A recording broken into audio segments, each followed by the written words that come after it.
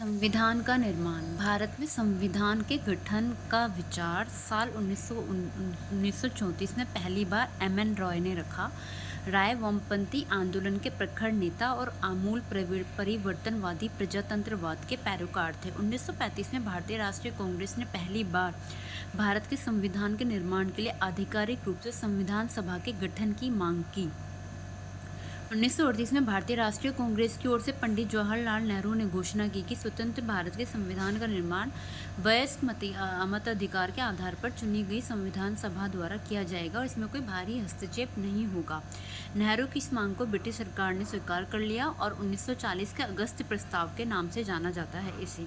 सन 1942 में ब्रिटिश सरकार के कैबिनेट मंत्री सर स्टैफोर्ड क्रिप्स ब्रिटिश मंत्रिमंडल के एक सदस्य एक स्वतंत्र संविधान के निर्माण के लिए ब्रिटिश सरकार के प्रारूप के प्रस्ताव के साथ भारत आए। इस संविधान को द्वितीय विश्व युद्ध के बाद अपनाया जाना था। क्रिप्स प्रस्ताव को मुस्लिम लीग ने अस्वीकार कर दिया। मुस्लिम लीग की मांग थी कि भारत को दो अलग अलग स्वायत्त हिस्सों में बांट दिया जाए जिनकी अपनी अपनी संविधान सभाएं होंगी। अतः भारत में कैबिनेट मिशन को भेजा गया। इस मिशन ने दो संविधान की सभाओं की मांग को ठुकरा दिया, लेकिन उसने ऐसी संविधान सभा के निर्माण की योजना सामने रखी जिसने मुस्लिम लीग को काफ़ी हद तक संतुष्ट कर दिया।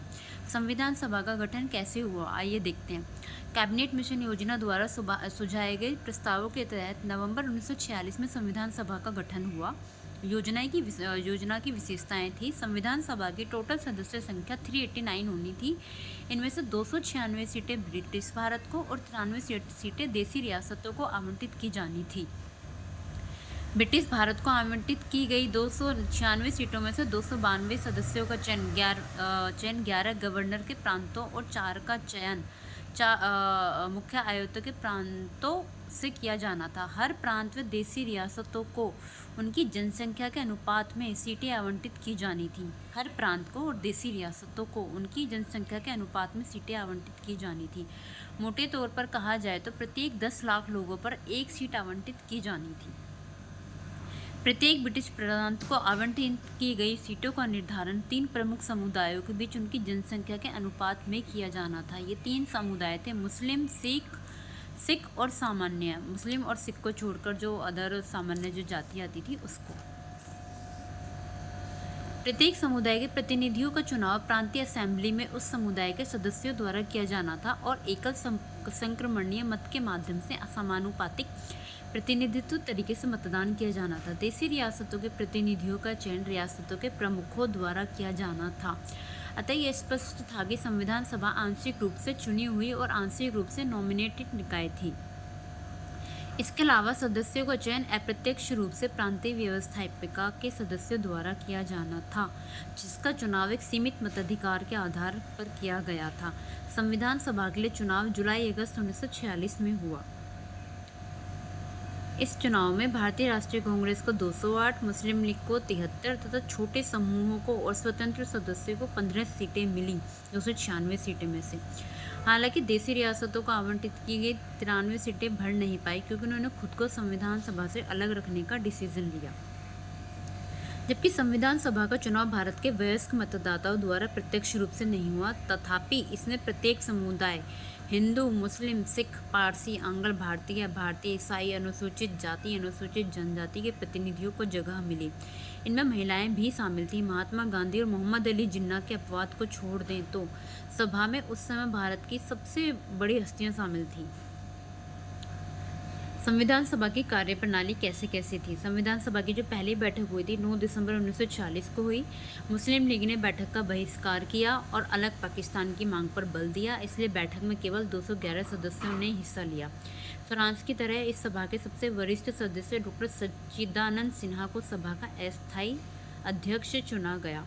बाद में 11 दिसंबर 1946 को डॉक्टर राजेंद्र प्रसाद और एच.सी. मुखर्जी को संविधान सभा का अध्यक्ष और उपाध्यक्ष चुना गया। Sir BN. राय को सभा का संवैधानिक सलाहकार नियुक्त किया गया। उद्देश्य प्रस्ताव 13 दिसंबर 1946 को पंडित जवाहरलाल नेहरू ने सभा में ऐतिहासिक उद्देश्य प्रस्ताव पेश किया। इसमें संवैधानिक संरचना के ढांचे एवं दर्शन की झलक थी।